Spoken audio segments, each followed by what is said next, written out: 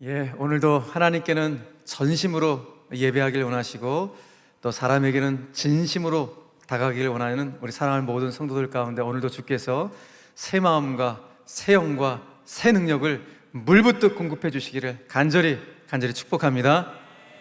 사랑하는 성도 여러분, 우리는 사실 오늘을 알 수 없는 그런 하루를 살아가고 있습니다.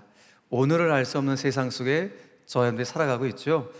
그래서일까요? 한치 앞을 내다볼 수 없는 암흑 속을 걷고 있다는 느낌이 들 때가 한두 번이 아닙니다.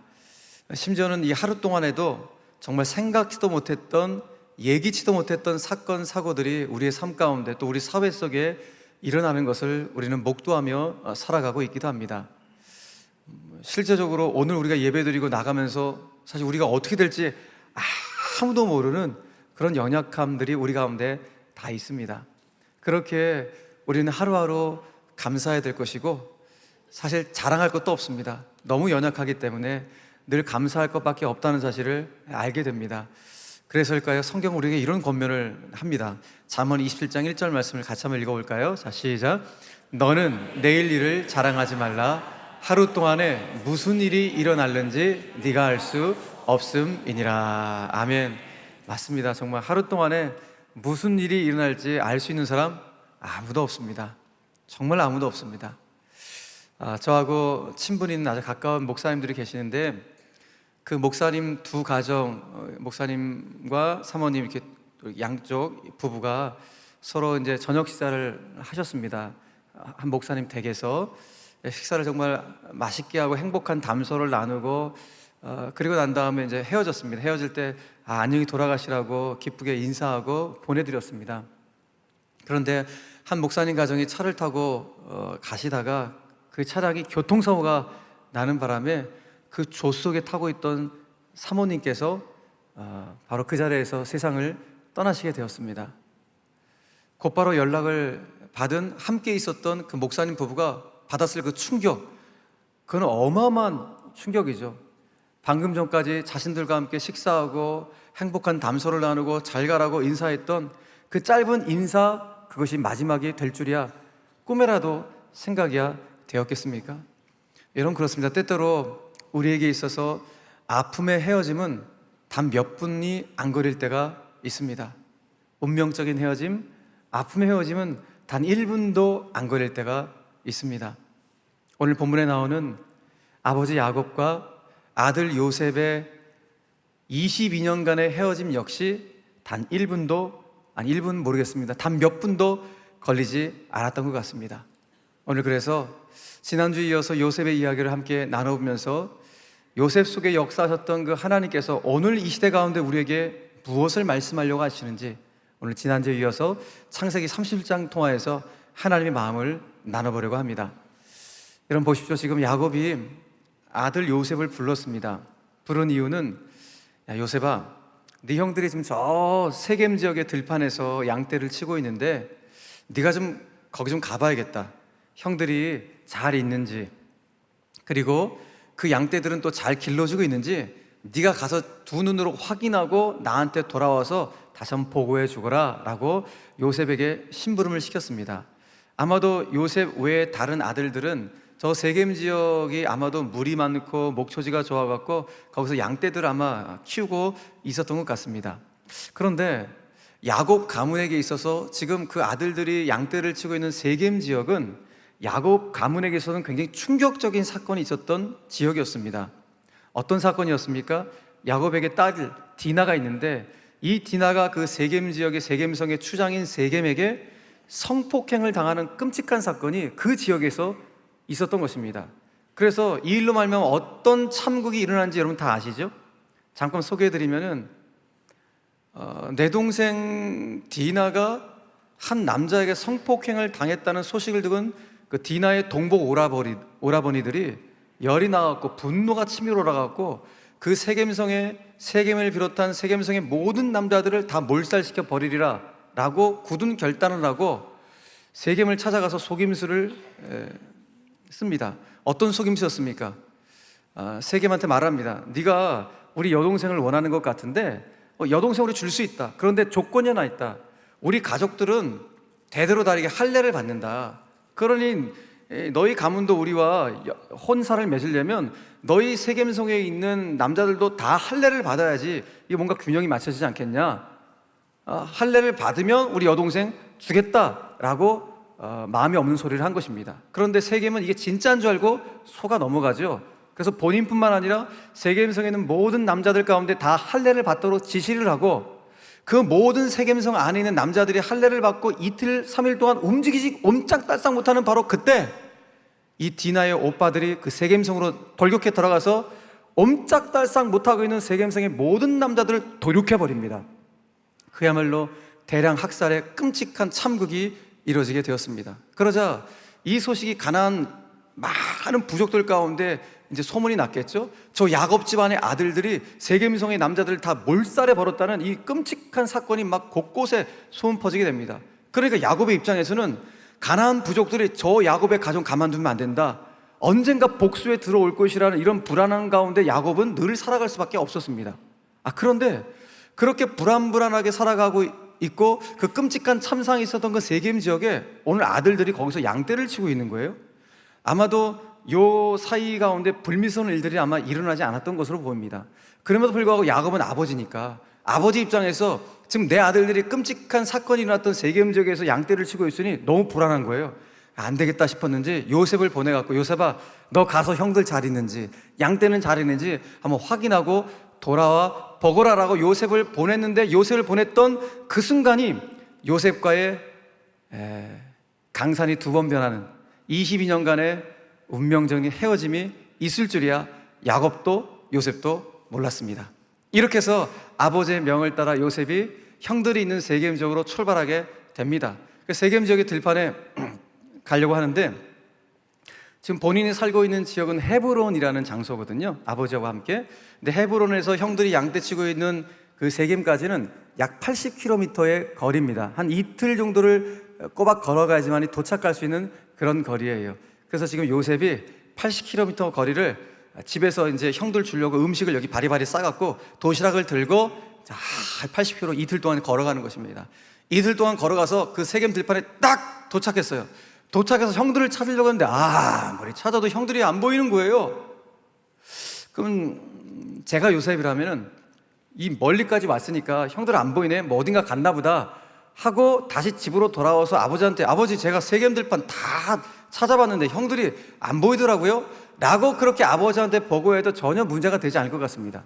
그런데 요셉은 이거 워낙 이게 순종의 사람이다 보니까 아버지의 명을 어떻게든 잘 따르기 위해서 여기서 포기하지 않고 그 세겜 들판을 막 돌아다니면서 세겜 들판에 있는 사람들한테 수소문을 하는 거예요. 혹시 이런 인상착의를 했던 이런 젊은이들 못 봤냐고, 이런 양떼들 못 봤냐면서 사람들 가운데 막 수소문합니다. 그때 한 사람이 요셉에게 뭔가 정보를 하나 건네주는 거예요. 당신이 말한 사람들 내가 본 것 같은데 그 사람들이 이미 이 세겜 들판을 떠난 것 같더라. 내가 그 사람들한테 얼핏 듣기로는 그 사람들이 어디 도단 지역이라는 곳으로 간다는 것 같던데? 라면서 이 정보를 요셉에게 흘려줍니다. 그래서 요셉이 그 사람들 말을 신뢰했는지 그 사람들 말대로 다시 세겜 들판에서 도단 들판까지 약 30km 꼬박 하루 길을 또 걸어서 형들이 있다나 아마 그곳으로 다시 걸어가게 됩니다. 그래서 쫙 걸어가갖고 드디어 도단 들판에 딱 도착했는데 아이고 아니야 달까 형들처럼 보이는 사람들이 저 멀리서 양떼를 치고 있는 것이 눈에 딱 보인 거예요. 그런데 이번에는 그 양떼를 치고 있는 형들도 저 멀리서 요셉처럼 보이는 애가 저기서 걸어오는 것이 딱 눈에 띈 거예요. 왜 눈에 띄었냐? 사람들이 잘 입지 않은 채색 옷, 치렁치렁한 장신구가 달린 그 화려한 채색 옷을 입은 한 청년이 저기서 뚜벅뚜벅 막 걸어오는 모습 보니까 저 요셉이구나 형들이 알아채게 된 것입니다. 근데 요셉은 도단 들판에 도착했을 때 야 형들 만난다니까 얼마나 기뻤을까요? 근데 반대로 형들은 하나도 안 기뻐요. 오히려 요셉이 입은 채색 옷을 보자마자 분노가 막 부글부글 끓어오기 시작합니다. 왜? 아버지가 자기들한테는 채색 옷을 입혀주지 않고 요셉만 편애해서 요셉에게만 채색 옷을 입혀준 그 사건을 통해서 시기심과 질투심이 워낙 많았기 때문에 그 채색 옷을 보자마자 다시 질투심이 막 부글부글 끌어올리기 시작합니다. 그래서 양떼를 기르던 그 요셉의 형들이 한데 모아졌습니다. 서로 모아서 뭘 했는가? 쑥떡쑥떡 음모를 꾸미기 시작합니다. 어떤 음모? 저기 다가오는 채색 옷 입은 저 요셉 저놈 죽여버리자. 요셉 자기 동생을 죽이자고 음모를 꾸미기 시작합니다. 여러분, 이게 얼마나 무서운 일입니까? 그래서 이 형들이 자기들한테 지금 오고 있는 그 요셉을 계속 보고 있으면서 자기들 안에서 지금 의견을 모으고 있는 거예요. 저기 꿈꾸는 놈이 오고 있다. 얼마 전에 꿈을 통해서 우리들 가운데 망신을 준 놈이 저기 오고 있으니 저 녀석 우리 죽여버리자. 그래서 죽인 다음에 구덩이에 던져버리자 라고 음모를 꾸밉니다. 그러면 야, 아버지가 알면 어떡하려고 그래? 야, 그거 아버지한테 우리가 가갖고 요셉이 악한 짐승한테 잡혀먹었다고 우리 그렇게 이야기하자 라고 서로들 간에 알리바이를 짰습니다. 실제로 오늘 우리가 읽지는 않았지만 오늘 본문 속에 있는 뒷부분 후반부에 보니까 이 요셉의 형들이 염소를 잡아요. 염소를 잡아서 그 염소를 잡은 피를 요셉의 옷에 그 채색 옷을 찢겨갖고 채색 옷에다가 사람 피처럼 보이려고 염소 피를 막 발라요. 목적은 무엇입니까? 사건을 조작하기 위해서. 사건을 조작해서 아버지를 속이기 위해서 염소 피를 채색 옷에다 발라서 아버지한테 딱 갖다 드립니다. 그러니까 아버지가 야, 이거 뭐냐 그랬더니 아이고, 우리 동생 요셉이 짐승한테 잡혀 먹은 이거 옷이라고. 그러니까 야곱이 그 아들들의 그 속임수에 홀라당 넘어가 버린 거예요. 그 채색 옷을 보자마자 내 아들이 짐승에게 잡혀 먹었다면 대성통곡하는 장면이 오늘 후반부에 있는 것을 보게 됩니다. 재미있는 장면이 무엇입니까? 여러분, 야곱이 그 옛날에 속임수의 명수였거든요. 그 자기 형을 속였어요. 자기 형이 털이 많았는데 자기 형처럼 털을 붙여갖고 아버지 이삭 앞에 섰었던, 무엇을 얻기 위해서? 그 장자권을 얻기 위해서 형처럼, 형 에서처럼 털을 붙여갖고 아버지 이삭 앞에 서서 아버지를 속였던 속임수의 명수가 야곱이에요. 그런데 그 속임수의 명수였던 야곱이 오늘 자기 아들들한테 속임을 당하고 있는 이 장면을 보여주고 있는 것입니다. 뭘 말합니까? 속임수를 썼던 사람이 속임수에 걸려드는 모습, 거짓말 잘하는 사람이 거짓말로 당하는 모습, 사기 잘 치는 사람이 사기꾼 안에 도리어 당하는 이런 일들이 우리 가운데 있을 수 있음을 이 성경을 통하여 우리 한번 다시 한번 깨닫게 됩니다. 자, 그런데 오늘 중요한 것은 무엇인가 하면은 오늘 요셉의 형들이 그 사건을 다 조작한 다음에 아버지 앞에 서기까지의 이 과정을 창세기 37장이 굉장히 섬세하고 세밀하게 우리에게 보여주고 있는데, 자, 오늘 이 내용들 우리가 스케치해 가면서 오늘 하나님께서 이 본문 안에서 우리에게 말씀하시고자 하는 당신의 마음이 무엇인지를 우리 하나하나 좀 알아가고자 하는 것입니다. 자, 한번 볼까요? 자, 요셉이 도단 들판에 딱 도착했습니다. 저기 보니까 형들처럼 보이는 사람이 양떼를 치고 있는 거예요. 너무 기뻐갖고 해와 같이 밝은 얼굴로 집에서 가지고 온 음식을 딱 들고 탁 가는 거예요. 그 형들 앞에 딱 도착했습니다. 해와 같이 밝은 얼굴로요. 근데 형들은 웬걸? 얼굴빛이 완전히 흑빛이 돼갖고 사나운 얼굴빛으로 요셉을 대하는 거예요. 그리고 채색 옷을 찢어버린다. 갑자기 요셉이 입고 온 그 채색 옷을 찢어버리는 거예요. 갈기갈기 찢어버리는 거예요. 모르겠습니다. 아구창을 탁 날려버린 다음에 옷을 찢어버리고 뭐 그렇게 했는지 모르겠지만 아무도 옷을 찢긴 다음에 어떻게 했어요? 요셉을 구덩이에 던져버렸어요. 여러분, 그런데 오늘 요셉이 구덩이에 던져졌는데 이 구덩이는 웬만한 구덩이가 아니라 입구는 좁은데 쭉 들어갈수록 그 공간은 굉장히 넓은 일종의 항아리 모양으로 되어 있는 그런 구덩이에요. 굉장히 깊어요. 그래서 요셉이 자기의 인력으로는 1도 올라올 수 없는 그런 깊은 구덩이에 요셉이 빠지게 된 것입니다. 여러분, 그렇다면 이 구덩이에 빠졌을 때 요셉은 어떤 반응을 보였을까요? 여러분, 만약 요셉이라면 저와 여러분들이 그 구덩이, 깊은 구덩이 빠지면 우리 어떤 반응을 보여야 돼요? 아니, 왜 그러세요, 형님들? 살려주세요, 살려주세요. 이게 지극히 정상적인 반응이죠. 요셉도 그 지극히 정상적인 반응을 보였어요. 훗날에 요셉의 형들이 자기들이 이렇게 요셉을 구덩이에 집어넣은 이 짓이 얼마나 잘못된 짓이었는지 본인들의 삶을 돌아보면서 우리가 그때 왜 그랬지 하면서 그때의 일들을 회상하는 장면들이 창세기 42장에 나오는데, 그때 보면은 요셉이 형들 가운데 애걸했다, 애원했다라는 표현이 나와요. 그걸 봤을 때 요셉도 구덩이 속에 들어갔고 형님들 왜 그러세요?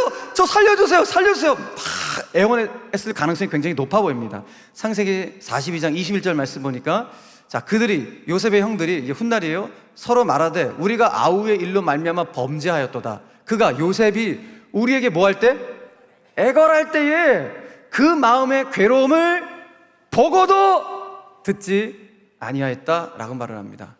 그러니까 형님들 살려주세요 살려주세요 요셉의 이야기할 때 그 울부짖는 소리를 듣고도 못 들은 채 했고 보고도 못 본 채 했다는 거예요. 여러분 얼마나 잔인한 인간들입니까? 너무 잔인한 거예요. 그런데 요셉의 형들의 이 잔인함이 이 정도로 그치는 것이 아니죠. 그러니까 요셉의 채색옷을 찢기고 구덩이 속에 넣은 것도 잔인하고, 살려달라고 애원하는데 불구하고 그 소리를 못 들은 채 한 것도 잔인했지만 더 잔인한 거 뭔지 아세요? 지 동생을 그 구덩이 깊은 곳에 집어넣고 자기들은 그 구덩이 위에서 뭐 하고 있어요? 요셉이 싸가지고 온 그 음식을 먹고 있는, 먹방 찍고 있어요 지금. 이런 모습을 지금 요셉의 형들이 보여주고 있는 거예요. 여러분 지금 이들이 먹고 있는 이 음식은 방금 말씀드렸던 것처럼 요셉의 형들의 노고를 위로하기 위해서 사흘 길을 그 도시락 그 무거운 거 들고 형들 주려고 사랑하는 마음을 가지고 그 음식이었는데, 형들은 동생을 죽이려고 구덩이에 집어넣고 동생이 가져온 음식을 거기서 희희낙낙거리면서 먹고 있으니 이게 목에 넘어가요? 이건 뭘 말합니까? 여러분 사람이요 이렇게 잔인할 수 있다는 거예요. 우리가 이렇게 잔인한 인간이 될 수 있다니까요. 마음만 먹으면요 악한 일도 쑥닥쑥닥 해갖고, 여러분 악한 일도 그냥 마음만 먹으면 그냥 삭삭삭 치르는 이런 일들이 우리 가운데 일어나요. 범죄 일당들이 그래서 나타나는 것이죠. 나쁜 일도 마음 먹고 쉽게 잘 뭉쳐서 해 나가지 아니겠습니까? 여러분 보십시오. 지금 이들은 지금 사건을 은폐하기 위해서 말도 마쳤습니다. 알리바이를 꾸며서라도 우리가 질투하고 시기하는 저놈을 넘어뜨려야 된다, 죽여야 된다. 그래서 그 사람의 인생에 치명적인 타격을 입히겠다는 이들의 악한 마음이 이 형들 가운데 있는 것이죠. 여러분 그렇다면 이 형들의 이 잔인한 마음은 도대체 왜 그런 거예요 도대체? 물론 이들이 그 세겜성의 남자들을 완전히 도륙했던 그 잔인함이 여전히 있죠. 그 잔인함을 가지고 동생한테도 하는 거예요. 그런데 요셉은 동생이잖아요. 동생한테 왜 그러는 걸까요? 왜 잔인한 모습을 하는 것일까요? 그 이유는 다른 것이 아니라 시기심이에요. 동생을 죽일 만큼 불타오르는 시기심, 그 시기심이 이들을 이렇게 만들었던 것입니다. 여러분 시기심이 무엇입니까? 시기심은 다른 것이 아니라 남 잘 되는 거 배합하는 것이죠. 그러니까 남이 잘 되는 것에 대해서 세매해서 그 사람을 미워하는 것. 그래서 시기심은 미움이라는 것에 방점이 찍혀있는 감정선이 시기심이에요. 독일어로 시기심을 가리켜서 샤덴프로이데라는 단어를 사용하는데요. 샤덴프로이데. 이 단어는 두 가지가 합성된 단어예요. 샤단이라는 단어하고 프로이데라는 단어가 합성됐는데, 샤덴은 이게 상처, 상해, 불행이라는 의미를 가지고 있고, 프로이데는 기쁨이라는 뜻을 가지고 있어요. 그러니까 무슨 말이에요? 시기심은 타인이 입은 상처나 불행에 대해서 꼬소야 하는 마음, 잘 됐다 이런 마음 갖고 있는 거, 그걸 기뻐하는 거, 이런 못된 마음이 독일 사람들 입장에서는 저게 시기심이다라고 이야기한다는 거예요. 여러분 근데 이 단어 그대로가 지금 요셉의 형들 가운데 적나라하게 드러나고 있는 모습이 아닐 수가 없습니다. 여러분 지금 누가 요셉의 상처와 불행을 이렇게도 기뻐하고 행복해하고 있습니까? 이렇게 잔인한 모습을 누가 보이고 있는 것입니까? 요셉에게 가장 가깝다는 형들이에요. 여러분 때로 우리의 삶을 또 우리의 꿈을 좌절시키고 무너뜨리는 사람은 나하고 상관없는 사람들이 아닙니다. 내 삶과 내 꿈을 무너뜨리는 사람은 나하고 지근거리에 있는 사람들일 때가 굉장히 많습니다. 물론 내 지근거리에 있는 사람들이 모세처럼 아론과 훌과 같은 사람이 있을 수 있고, 다니엘의 새 친구들처럼 서로를 이끌어주고 붙잡아주고 세워주는 그런 좋은 친구들도 우리 지근거리에 많이 있을 수 있습니다. 그런데 우리가 명심할 것은 무엇인가 하면, 내 가까이 있는 사람들 중에 오늘 요셉의 가까운 형들 같은 사람들이 있을 수 있다는 것. 다윗처럼 자기의 인생을 무너뜨리려고 했던 가까운 사람이라 할 수 있는 장인 사울, 아들 압살롬, 가장 가깝다는 사람들이 그 사람의 꿈과 그 사람의 삶을 무너뜨리려고 했던 것. 예수님에게 가장 가깝다는 가룟 유다가 예수님의 가는 길을 막으려고 했던 것처럼, 여러분 우리의 삶에도 가장 지근거리에 있는 사람들이 내 삶과 꿈을 좌절시키고 무너뜨릴 수 있다는 사실을 우리 한순간도 잊어서는 안 됩니다. 여러분 가끔 가다가 이런 말을 자랑처럼 하는 분들이 있는 것을 보게 돼요. 나는 물론 내가 저 사람 잘 되는 건 내 실력으로는 어떻게 할 수 없겠지만 계속 그런데 내가 저 사람 안 되게는 할 수 있어. 내가 저 사람 안 되게 방해하고 막을 수는 있어? 라면서 껄껄껄 웃는 사람도 있어요. 한심한 인생이죠. 정말 안타까운 인생이에요. 왜 그렇습니까? 하나님은 저와 여러분들을 축복의 인생으로 부르죠. 여러분, 그러니까 우리는 다른 사람의 꿈의 성취를 도와줄지언정 그 사람의 꿈을 좌절시키는 인생이 되어서는 결코 안 돼요. 왜 그렇습니까? 하나님이 저와 여러분들을 축복의 통로로 불러주셨기 때문이에요. 아멘이세요? 성도는 축복의 통로이지 남을 저주하는 저주의 도구가 결코 아니라고요. 그런데 오늘 요셉의 형들은 뭡니까? 한 인생을 완전히 좌절시키고 요셉의 꿈을 완전히 무너뜨리는 저주의 도구로 지금 서 있는 요셉의 형들의 모습이에요. 여러분, 그러므로 오늘 우리는 기도해야 돼요. 하나님, 제 인생 가운데 어떤 경우에도 이 요셉의 형들의 못된 마음이 하나님 얼씬도 하지 않을 수 있도록 저를 붙잡아 주십시오.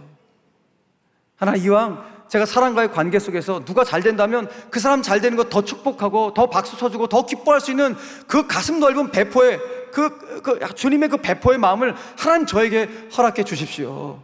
그렇게 축복했을 때 그 축복이 하나님 저에게도 오게 하여 주시옵소서. 이와 같은 은혜가 저와 여러분의 삶 가운데 있게 되길 간절히 바랍니다. 그래서 올 한 해 어떤 경우에도 내 소중한 동행들, 내 인생의 길벗들을 결코 잃어버리지 않을 수 있는 그런 축복이 저와 여러분들 가운데 있게 되기를 주 예수 그리스도의 이름으로 간절히 축원합니다. 자, 우리는 이제 서서히 이제 본문의 말씀을 이제 정리하기 시작하면서 오늘 본문 속에서 이 시점에서 이제 질문 하나가 생겨야 돼요. 저와 여러분들 꼭 질문을 해야 돼요. 어떤 질문을 해야 되는가? 저는 오늘 본문을 보면서 제 개인적으로 이런 질문이 생겼습니다. 어떤 질문인가? 하나님, 아니, 사태가 이 지경이 될 때까지 어디 계시는 거예요 도대체? 요셉이 이렇게 구덩이에 들어갈 때까지 하나님 도대체 어디서 뭘 하고 계십니까? 이 질문을 제가 하고 있더라고요. 왜요? 아니, 창세기 37장 내용을 쭉 읽어보면 하나님이 요셉에 대해서 어떠한 조치도 취하지 않는 것처럼 보이기 때문입니다. 무슨 조치를 취하셨습니까? 하나님이 어떠한 조치를 안 취하시는 것 같아요. 그러니까 제 개인적으로는 하나님 지금 어디 계시는 거예요? 뭐 하시는 거예요? 이런 질문을 하게 돼요. 그런데 오늘 본문을 깊이 묵상하다 보니까 저의 질문이 잘못되었어요. 하나님은 아무것도 안 하고 계시는 것이 아니라 하나님은 이미 요셉에 대해서 원대한 로드맵, 그 인생의 로드맵을 갖고 계시다는 사실을 알게 되었습니다. 그러니까 하나님은 요셉 인생을 향해서 큰 그랜드 디자인, 큰 로드맵을 가지고 당신의 방법에 따라서 지금 요셉을 위하여 당신 나름대로 일을 하나씩 착착착 하고 계셨던 거예요. 그게 보이더라고요. 그렇다면 하나님이 요셉을 위하여 어떤 일을 하심을 하고 계셨는가? 크게 세 가지의 요셉을 위해서 일하고 있다는 사실을 발견하게 돼요. 첫 번째, 하나님의 일하심이 무엇인가? 다른 것이 아니라 오늘 하나님이 장남 르우벤의 마음을 움직이는 것, 이것이 하나님이 하셨던 거예요. 르우벤 마음속에 들어가신 하나님의 신적 계획 역사가 일어나게 되더라는 것입니다. 이게 하나님의 일하심이었어요. 보세요. 지금 요셉의 형들이 요셉이 오니까 저놈 죽여버리자라고 음모를 꾸몄어요. 그 음모를 꾸미고 결의를 한 바로 그때 장남이었던 맏형 르우벤이 형제들 가운데 이런 제안을 하는 거예요. 야, 그래도 우리 요셉은 죽이지는 말자 라고 이렇게 제안을 하는 거예요. 그런데 지금까지 이 음모를 꾸몄던 그 선두에 섰던 사람이 누구예요? 장남이었던 맏형 르우벤이에요. 본인이 이걸 다 이끌어 놓고 나서 갑자기 그래서 죽이지 말자 그러는 거예요. 여러분, 갑자기 르우벤의 마음이 왜 이렇게 변화된 것일까요? 장남으로서 어떤 책임감이 갑자기 발동된 것일까요? 뭐 그런 어떤 경우도 없지 않아 있었겠죠. 그런데 묵상을 해보면 해볼수록 이거는 다른 게 아니라 하나님께서 르우벤의 마음속에 들어가셔서 르우벤의 마음을 유하게 만드신 하나님의 신적 계획 외에는 설명할 길이 없는 거예요. 다시 말해서 하나님은 당신이 사랑하시는 사람, 당신이 붙잡으시는 그 사람을 결코 외면치 않으시고 반드시 건져주시고 붙잡아 주신다는 하나님의 붙잡아 주신 외에는 설명할 길이 없음을 발견하게 됩니다. 여러분, 우리도 그렇죠. 우리도 인생의 길을 살아가다가 요셉처럼 깊은 고난의 구덩이에, 고난의 수렁에 빠져들어갈 때가 있습니다. 그래서 그때 요셉처럼 내 주변에 아무도 나를 도와주지 않는 것처럼 느껴질 때, 심지어는 요셉처럼 가장 가깝다는 형들조차 나를 외면하고 나를 죽이려고 할 때, 우리도 경험할 때가 있거든요. 평상시에는 나와 가까운 사람들이 나와 늘 가까이 지내다가 내가 어려움을 처하게 되니까 점점점 나를 막 피하는 그런 모습들, 그런 냉혹함, 그런 매정함을 느낄 때가 우리 삶 가운데 경험할 때가 있어요. 그때 낙심하죠. 좌절합니다. 그러나 중요한 건 뭐예요? 오늘 그런 순간이 있을지라도 하나님은 당신의 사람들을 결코 외면치 않으시고 반드시 붙잡아 주신다는 사실을 믿어야 된다고 주님께서 말씀하고 있다는 거예요. 할렐루야. 여러분, 그래서 오늘 하나님께서는 정말 생각지도 않았던 르우벤의 마음을 변화시켜 갖고 오늘 이 일을 지금 시작하고 계시는 것처럼 우리의 삶 가운데 때로는 정말 단 한 번도 생각해 본 적이 없던 르우벤과 같은 사람 우리 삶 가운데 보내셔 갖고요, 그 사람을 통하여 우리의 어려웠던 상황들을 조금씩 돕게 하시는 그런 인생을 경험할 때가 있습니다. 저라고 왜 없었겠습니까? 저도 그런 상황들이 되게 많았어요. 정말 제가 생각도 못했던 르우벤 같은 사람들을 하나님 보내주셨고요, 제가 큰 도움을 받았던 기억들이 제 삶 가운데 너무 많았어요. 가깝게는 제가 수년 전에 제가 박사학위 과정을 시작할 때 저는 제 형편에 박사학위 과정을 할 형편이 전혀 안 됐습니다. 근데 하나님께서 제가 단 한 번도 본 적도 없고 단 한 번도 생각해 본 적도 없는 한 분을 저에게 보내주셨고, 그분의 도움을 통하여 박사 과정을 시작하고 마무리할 수 있었던, 제 인생으로서는, 제 개인적으로는 정말 하나님의 신적 개입이었고 하나님이 제 인생을 인도해 가시는 하나님의 철저한 붙잡아 주심을 제가 경험하게 되었습니다. 이것이 제 개인적인 경험이겠습니까? 이 자리에 있는 우리 성도들도 이런 정말 생각지도 못했던 르우벤 같은 사람들 하나님 보내주셔갖고 그 도움을 받았던 그런 경험들이 분명히 있으실 겁니다. 사도 바울도 있었어요. 그래서 사도 바울도 그 신앙의 신비를 경험하고 이와 같이 선포합니다. 고린도전서 10장 13절 말씀입니다. 오직 하나님은 미쁘사 신실하사 너희가 감당하지 못할 시험당함을 허락지 아니하시고 시험당할 즈음에 또한, 다 같이 시작, 피할 길을 내사 너희로 능히 감당하게 하시니라. 할렐루야. 여러분, 그럼 믿어야 돼요. 하나님은 나를 붙잡아 주시되 그 정도로 살살살 붙잡아 주시는 것이 아니라 나를 완전 꽉 붙잡아 주시되 우리의 인생길 가운데 반드시 피할 길, 살 길을 열어주신 줄로 믿으시길 바랍니다. 아니, 르우벤이 움직일 줄을 누가 상상을 했겠습니까? 하나님께서 르우벤 속에 들어가셔서 르우벤의 마음을 유하게 만드시는 하나님의 신적 개입의 역사가 일어났듯이 우리의 삶 가운데도 하나님의 일하심이 일어나게 된다는 것이죠. 자, 두 번째, 요셉을 향한 하나님의 일하심이 무엇인가? 요셉 생명 구원하시기 위해서 하나님께 일하신 거예요. 어떻게? 요셉이 지금 구덩이 속에 들어갔다고요. 근데 구덩이 속에 들어갔는데 그 구덩이에 물이 없게 하신 것이 하나님의 일하심이었어요. 그 구덩이에 물이 없게 하신 것. 여러분, 그런데 요셉이 빠진 그 구덩이는 원래는 물이 가득한 구덩이였어요. 물이 가득한 구덩이. 그래서 오늘 성경에 표현된 이 구덩이라는 히브리어 단어가 보르라는 단어인데요, 이 뜻 자체가 수조라는 뜻이에요. 수조. 물이 가득한 수조. 그만큼 이 구덩이 안에 원래는 물이 가득했다는 것이죠. 그러므로 요셉이 거기 빠졌으면요 3분도 못 있어갖고 수장됐을 가능성이 굉장히 높아 보입니다. 그런데 거기 물이 없었다는 거예요. 그래서 성경이 오늘 본문 24절에서 이렇게 표현하고 있어요. 그 구덩이는 빈 것이라 그 속에 뭐가 없었더라? 물이 없었더라. 이거 사실 성경에 안 나와도 돼요. 굳이 물이 없었다는 거 표현 안 해도 돼요. 성경이 이걸 표현했다는 말은 뭐예요? 뒤집어 말하면 원래 이 구덩이는 물이 많았던 구덩이였다는 것을 우리 가운데 짐작해 주는 거예요. 여러분, 그렇다면 왜 갑자기 물이 가득했던 구덩이에 바로 이때 요셉이 들어가는 그때 물이 없었던 것일까요? 설명할 길이 없어요. 하나님의 신적 개입이에요. 당신이 사랑하는 사람이 깊은 수렁에 빠질지라도 반드시 건져내시겠다는 하나님의 붙잡아 주심, 우리 이것으로 해석할 길 외에는 다른 것이 없습니다. 여러분, 그러므로 우리는 믿어야 돼요. 뭘 믿어야 되는가? 여러분, 우리가 인생을 살아가면서 성도라고 왜 넘어지지 않겠습니까? 인생 살아가면서 왜 넘어지지 않겠어요? 우리 다 넘어진다고요. 그런데 우리가 믿는 건 뭐예요? 성도가 넘어질지라도 성도는 아주 넘어지지는 않는다는 사실을 꼭 믿으셔야 돼요. 왜 아주 넘어지지 않는가? 하나님이 우리 삶 가운데 개입해 들어오시고 우리를 붙잡아 주시기 때문에 아주 넘어지지는 않는다고 성경이 말씀하시는 거예요. 그래서 이 신앙의 신비를 경험했던 다윗이 이렇게 노래합니다. 시편 37편 23절 이하의 말씀입니다. 여호와께서 사람의 걸음을 정하시고 그의 길을 기뻐하시나니.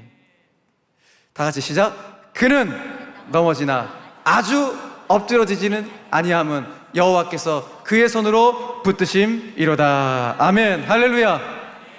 이 말씀 믿어야 돼요. 그러므로 혹 지금 삶의 어려움에 처하셔서 고난의 웅덩이와 수렁에 빠져 있는 분들이 있다면 이런 낙담과 시리에서 벗어나셔야 돼요. 어차피 난 글러먹었어. 이 구덩이에서 하나님 나 건지지 않아 주실 거야. 나 그대로 여기 있게 놔두실 거야.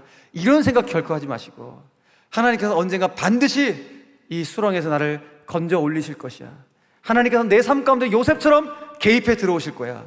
그러므로 이 하나님의 신적 개입과 하나님의 붙잡아 주심을 신뢰하며 기대할 수 있는 저와 여러분들 되시기를 주 예수 그리스도의 이름으로 간절히 축원합니다. 마지막 세 번째로 오늘 요셉을 향하신 하나님의 일하심이 무엇인가? 이제 요셉은 하나님께서 어디로 보내신 게 목적이에요? 이집트로. 애굽으로 보내신 게 목적입니다. 그래서 요셉을 이집트로 보내시기 위해서 갑자기 그 이스마엘 상인들을 요셉의 형들에게 보내십니다. 그리고 그 이스마엘 상인들, 미디안 상인들을 통해 갖고 오늘 요셉이 이집트로 팔려가게 하는, 그것도 이집트 왕의 가장 강력한 측근이라 할 수 있는 보디발 집안으로 팔려가게 하는 이와 같은 일들이 벌어지게 된 것입니다. 여러분, 이거 어떻게 설명할까요? 그러니까 지금 보세요. 요셉의 형들이 잔인하게도 지동생을 구덩이에 집어넣고 자기들은 그 위에서 음식을 까먹고 있었어요. 도시락 먹고 있는데 자기들 눈앞에 저 이스마엘 상인들이 보이는 거예요. 그 이스마엘 상인들이 보였는데 엄밀히 말해서 하나님이 이스마엘 상인들을 요셉 형제들 가운데 보내신 것이죠. 그죠? 근데 그때 이스마엘 상인들을 보자마자 그 형제들 중에 유다가 또 느닷없이 뜬금없이 형제들 가운데 이런 제안을 하는 거예요. 야, 그래도 요셉 우리 동생인데, 혈육인데 우리가 손을 대지 말자. 죽이지 말고 지금 여기 이스마엘 상인들, 미디안 상인들 가운데 팔아 넘깁시다. 이렇게 제안을 한 거예요. 방금 전까지 모든 형제들이 요셉 죽이자가 혈안이 되어 있었는데 갑자기 모든 형제들이 유다의 제안에 다 동의를 합니다.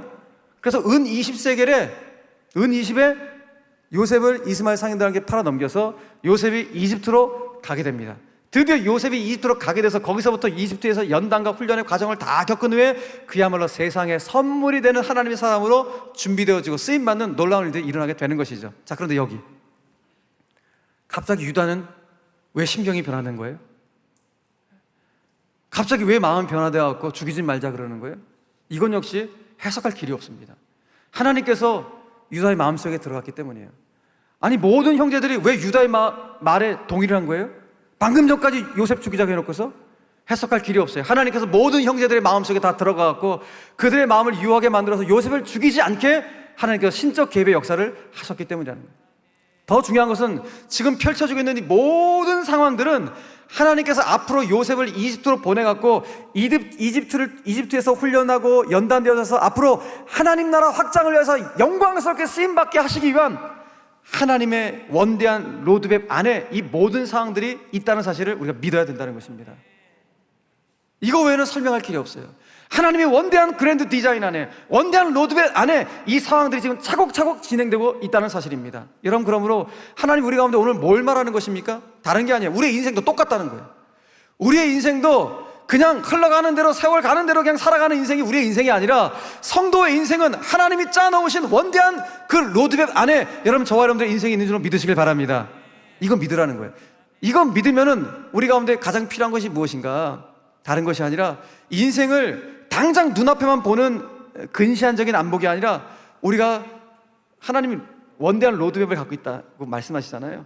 그러니까 원대한 로드맵 안에 있다는 사람을 믿기 때문에 내 인생을 향한 긴 안목과 긴 호흡을 가지고 내 인생을 바라볼 수 있는 그 눈이 열리는 것이 굉장히 중요합니다. 여러분, 우리가 이 눈을 가지고 요셉을 읽어야지만이 요셉의 이 이야기가 우리 가운데 은혜가 되지, 요셉의 이야기를 긴 안목과 긴 호흡으로 보지 않으면요, 요셉 이야기를 읽을 때마다 여러분들이 뭐 하시는지 아세요? 원망하게 돼요. 일단 창세기 37장부터 요셉 이야기가 시작되는데, 시작되는 그때부터 하나님 어디 계세요 도대체? 뭐 하시는 거예요? 아니, 왜 아무런 조치를 취하지 않으시는 거예요? 요셉 당신의 사람이라면서요. 앞으로 사용하실 거라면서요. 근데 왜 요셉 구덩이에 들어갈 때도, 팔려갈 때도, 고초를 당할 때도, 감옥에 들어갈 때도 뭐 하시는 겁니까 도대체? 요셉 이야기를 볼 때마다 원망이 뒤덮이게 돼요. 마찬가지예요. 우리가 내 인생을 향하신, 내 삶을 향하신 하나님의 원대한 로드맵을 우리가 모르게 되면 우리의 삶은 늘 원망이에요. 하나님, 저 오늘 이렇게 예배드리잖아요. 신앙생활을 한다고 하는데 왜 내 삶을 맨날 이렇습니까? 하나님 어디 계세요? 뭐 하시는 겁니까? 그러니까 내 인생을 향한 원대한 로드맵을 우리가 모르고 믿지 않으면은 늘 그 순간순간 앞에 원망하고 그 불평에 뒤덮이는 인생을 살아갈 수밖에 없어요. 그러나 뒤집어서 내 인생을 향한 정말 원대한 로드맵이 있다는 사실을 내가 진짜 믿으면 우리는 긴 안목과 긴 호흡으로 내 인생을 바라보기 때문에 여러분, 당장 눈앞에 있는 고난 앞에 그 마주칠지라도 그 고난, 그래, 요거는 내 인생의 한 퍼즐 정도야. 인생의 한 퍼즐 정도지 이게 내 인생 다가 아니야. 라는 그 담대함과 용기가 생기게 된다는 것입니다. 그런데 그 원대한 로드맵 모르면은 당장 눈앞에 있는 고난이 다인 줄 알고서 거기서 인생 다 망했다고 생각한다는 거예요. 그렇지 않다는 것입니다. 그저 인생의 퍼즐 한 조각 정도. 여러분, 마라톤하는 마라토너를 보십시오. 마라토너는 당장 자기 앞에 있는 1m, 2m 달려가는 게 목적이 아니라고요. 물론 그것도 최선을 다하겠지만은 진짜 목표는 뭐예요? 마지막 42.19km 장거리를 완주하는 게 그들의 목표예요. 그러면 마라토너 가운데 진짜 필요한 것은 무엇입니까? 페이스 조절이에요. 그 42.195km를 다 달려가기까지의 긴 안목과 긴 호흡이 마라토너에게 필요하듯이 인생의 마라톤 같은 경주를 달려가는 저와 여러분들에게도 긴 안목과 긴 호흡이 필요한 것입니다. 근데 이것이 무엇을 통해 나타나는가? 믿어야 돼. 뭘? 그렇구나. 나는 세월을 흘러가면서 살아가는 그런 인생이 아니라 하나님의 원대한 로드맵 안에 있는 인생이구나. 이 사실을 믿을 때 여러분 놀라운 역사가 우리 가운데 펼쳐지길 줄로 믿으시길 바랍니다. 그러면 오늘 다시 한번 강조합니다. 하나님은 여러분들 그냥 세월을 흘러가는 대로 살아가는 거 원치 않으십니다. 하나님의 원대한 계획을 일단 믿어야 돼요. 그 로드맵 안에 내가 있다는 사실을 믿으시고, 여러분 다른 것이 아니라 하나님 제 인생 가운데도 요셉처럼 하나님의 신적 개입과 하나님의 강력한 붙잡아 주심에 붙들려 있을 수 있는 제 인생 될 수 있도록 붙잡아 주시옵소서. 여러분 이 기도의 제목으로 하루하루 살아가 보십시오. 하나님께서 여러분들의 인생 가운데 놀랍게 역사에 가실 것입니다. 그러면 당장 눈앞에 있는 고난 때문에 물론 그거 너무 힘들죠.